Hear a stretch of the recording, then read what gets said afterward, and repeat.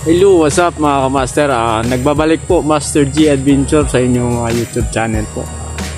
Nagpapasalamat po sa mga solid supporters natin dyan na hindi tayo iniwanan sa ere at patuloy pa rin siyang nagre-request sa atin, no? At hindi tayo kinakalimutan. Ito na po yung mga request nyo sa lahat po na nag-request sa akin na baka kaya ko na po balik exploration. Ito po, ito lang masasabi ko sa inyong lahat. Maraming salamat. I love you all sa lahat po ng mga nagsusuporta sa atin. Ito na po yung mga request po ninyong lahat. Sana po daw matulungan ko po si Eugene at saka yung ibang hunter na nawawala. Ay ito pong gagawin ko ngayon. Wala po akong pinipili ditong tutulungan. Pusa ko po itong gagawin kung sino man yung malapit na location na pwede kong tulungan. Yun lang po. At saka sa lahat po na nagsasabi kung bakit ako wala na po akong upload, at yung iba alam na nila kung bakit ako hindi nag-upload, at yung iba naman po ay hindi pa nila alam. Sa awa ng Diyos po ay medyo nakarecover na po yung katawan natin, at saka nagpapasalamat po ako sa mga nagsuporta sa akin, sa nature lovers, at saka ayun, sa nagbibigay ng mga handog, konting tulong, at saka salamat sa inyo sa lahat. Salamat sa inyong lahat sa suporta. Mami Tita Isa, Isel, si Atinet, maraming salamat sa inyong lahat. Tsaka sa hindi bumitaw sa natin, sa channel natin. Maraming salamat, no. Ito na po yun, yung mga request nyo. Nagbabalik na po ako tulad ng dati na nag-i-explore, pero unti-unti ko lang sinasana yung katawan ko dahil matagal-tagal din ako hindi nakapag-explore. So ito, hindi ko pinipili yung ko, sino man yung malapit sa location ko ngayon, sino man yung pwede ko madaanan, matulungan. Yun po ang uunahin ko po, yung mga kamaster, wala po tayong pinipili o sino man yung madaanan natin. At saka si Bunsoy nandun sa unahan, Tsaka yung tulad ng dati yung nakabante kayo nung may dala ba ako, yung mga katanungan nyo dati bakit di ako, ito po yung may dala kong ito mabigat po ito, long barrel po yan. Tsaka itong location ko bawal po ipapakita ang baril dito kasi may mga dito, may mga katutubo dito, at saka baka matakot sila, kaya ilagay ko sa lagayan. So may tayo, pero yung mga dala natin do mga kamaster, hindi natin pwede ipapakita dulot ng maraming mga katutubo dito, baka matakot sa atin, pero bago tayo lumusob, bago tayo nagpapaalam naman tayo dito sa mga katutubo na ito yung gagawin natin. Ito mga kamaster, hindi ako namimili kung sino yung i-rescue natin. Sa akin lang sino lang yung malapit sa location natin ngayon. Yun yung unahin natin. At saka sa team ko nga pala, antayin nyo lang ako dyan. At saka parating na ako. Saka maraming salamat sa The Hunters team. Hindi nyo ako iniwanan, sinubaybayan nyo ako lagi kung ano man yung nangyari sa buhay ko. Maraming salamat yung lahat. Maraming salamat. Hindi ko kayo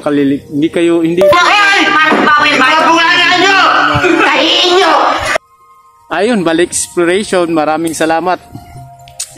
Yung natin, yung YouTube channel natin may problema konti kasi nawala na naman yung AdSense sa YT natin dahil sa medyo matagal tayong naka-relax, walang upload. Ayun, sana babalik. Yun, ito paggabi na mga kamaster, dito ko sa Sapa ngayon. Ganda ng view dito mga kamaster. Yung bag ko nandun, tsaka yung mga rifle. Ito rong baril na rifle na baladala ko. Hindi pwede itong mabigat itong mga kamaster. Hindi ito pwede ipapakita dahil sa may mga katutubo, may mga bata nga, baka matakot. So may dala rin tayong shirt, may mahaba, may short naman. Ayun, bawal nga dito, kaya Diyos ko. Saka sana safe tayo ngayon at saka hindi tayo gabihin ano, sa paglalakad natin. Kasi sabi nga ng mga katutubo ay marami daw silang namataan o naglalakad dito na hindi nila kilala. Hindi rin nila pwedeng masita dahil mahaba daw yung armas. Kaya nga isa lang masasabi ko sa akin ngayon mga kamaster, good luck to me. Yun. Sana safe tayo mga kamaster ano. Safe tayo sa mga exploration natin ngayon. Hindi tayo mapapahamak sana. Sa lahat na nag-request po na pwede na ba ako makabalik, ito na po yun.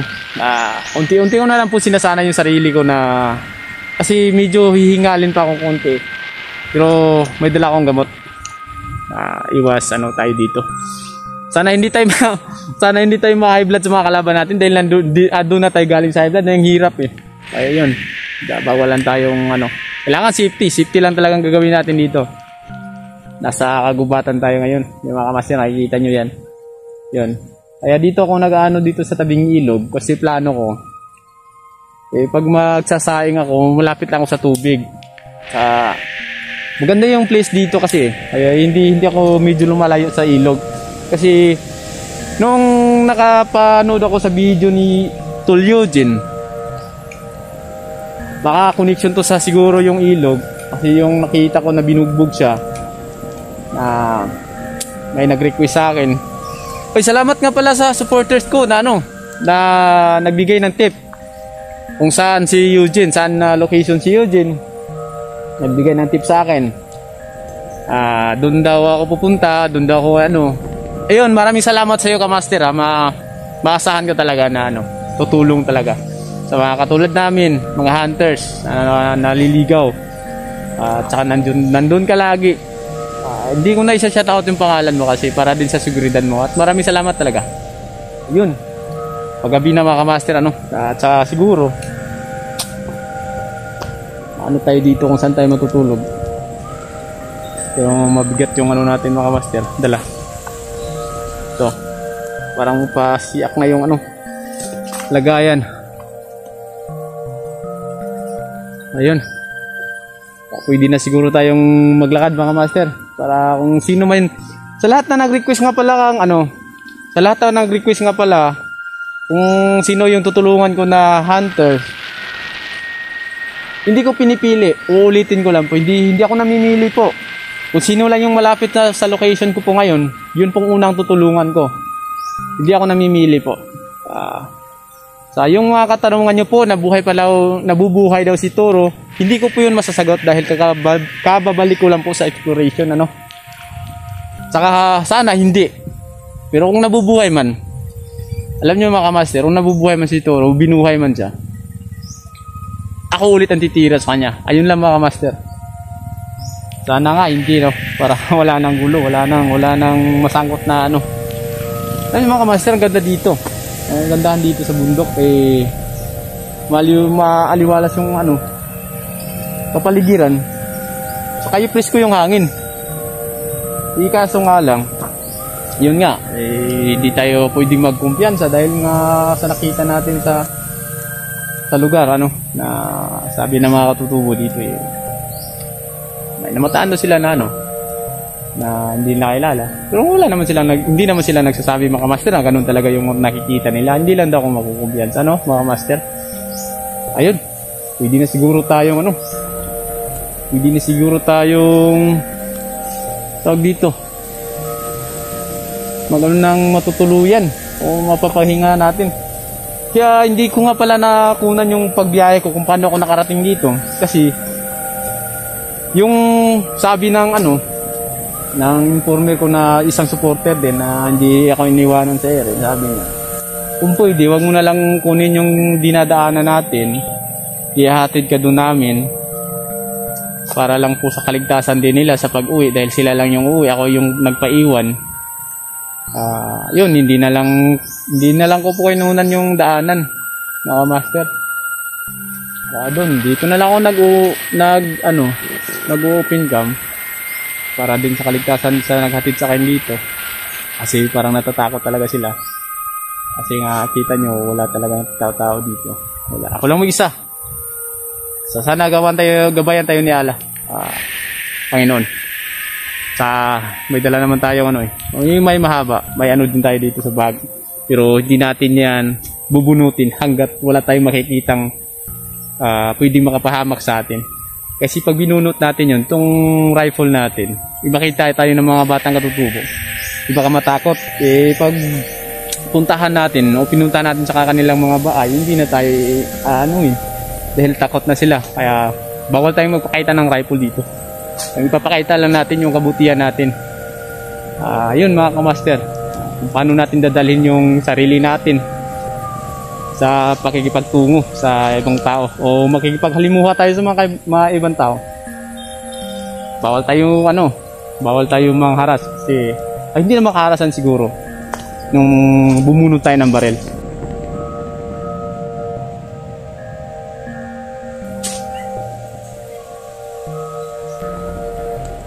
Ayun, medyo may ano lang dito mga master, no? Utang ina mo, balik tayo, malaking bahay ng putakpi dyan.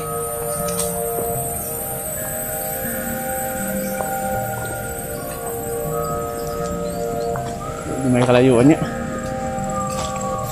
Ang bigat ng ano ko, wala akong rifle.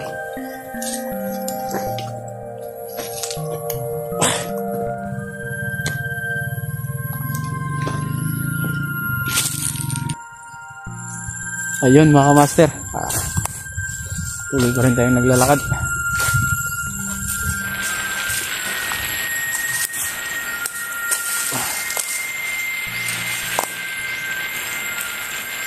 Maraming salamat po sa mga solid supporters natin dyan na hindi tayo iniwanan, no? Saan mo tayo dadaan dito?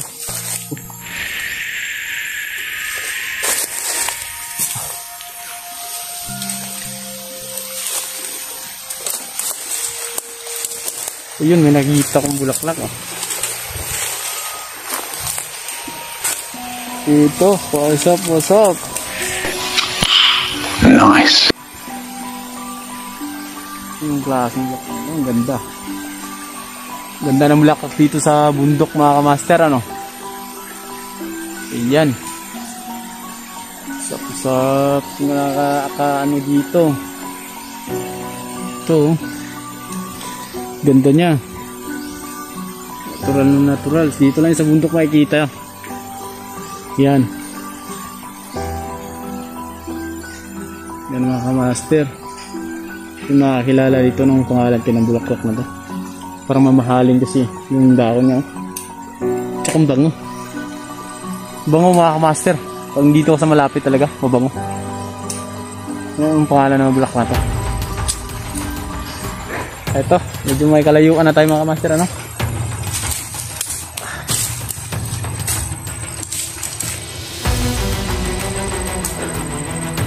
Siguro need lang tayo ng ano.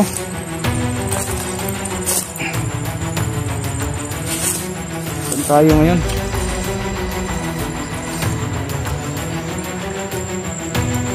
Ayun, what's up mga kamaster? Medyo pahinga tayo, konti. Medyo padilim na at alas 5 alas 6 ng paggabi na. Medyo pahinga lang. Medyo malayo yung natin, nilakaran. Sana walang mangyari sa atin, So kung makalala, yung mga tropa natin, alam nila kung anong yung ginagawa ko, na nakakontak na sila lahat sa akin bago ko ito ginawa. Sa lahat na nag-request ko, ito na po, ginawa ko na po. Mga master, may nakita nga ako pala. Saka kukunin natin kung ano to.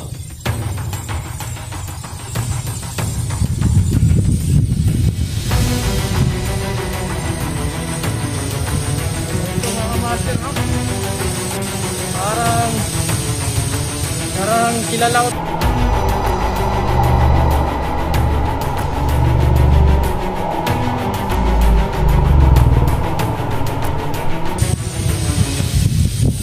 Ito. Hoy! Ito ba? Sila ka, sila dun. Butang ang gabi. Sila ka.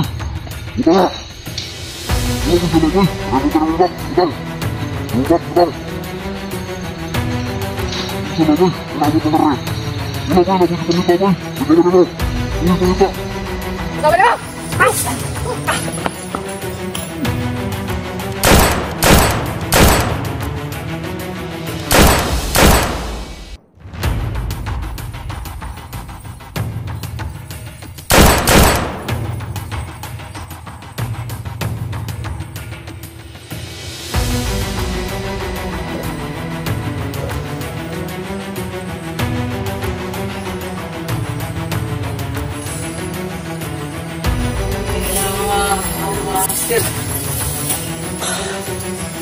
Malapit. Hindi ako na dito ah. Pangina.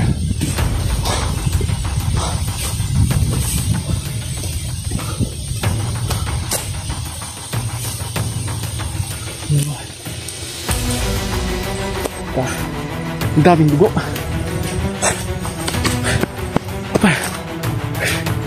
Parang nakilala ko tong ano. Parang nakilala ko tong yung gamit na to. Ito, nakaaga ako ng baril. Tikan ako dun ah.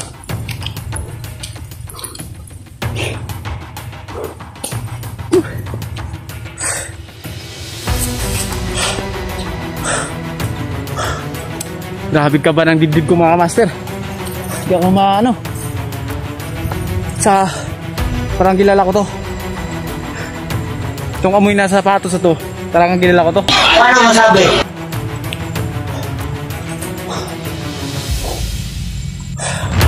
Sabi na magulang ko mga master, pag maraming kalaban, hindi masamang umatras.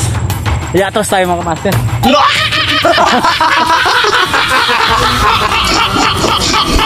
ako nang dali ko na.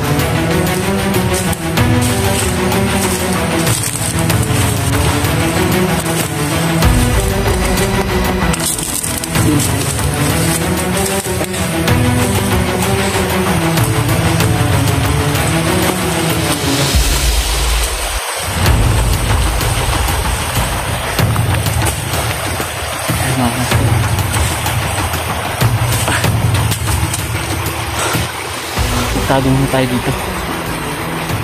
Hindi ko inasahan yun ah.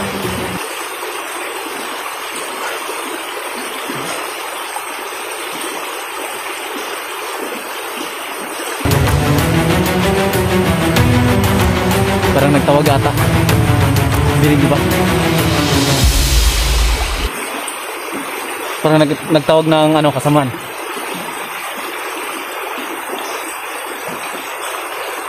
Kung nasa alanganin yung buhay ko dito ah.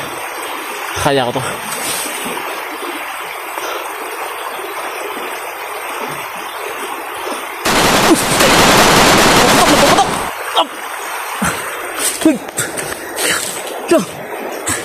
Sobrang galit ata.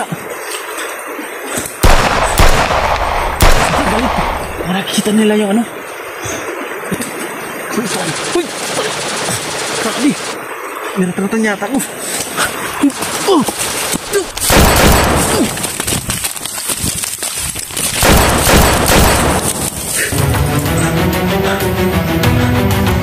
Ayun mga kamaster, hanggang dito na lang. Mag-uop ka muna ako. Parang hindi na kaya. Parang sobrang marami na sila.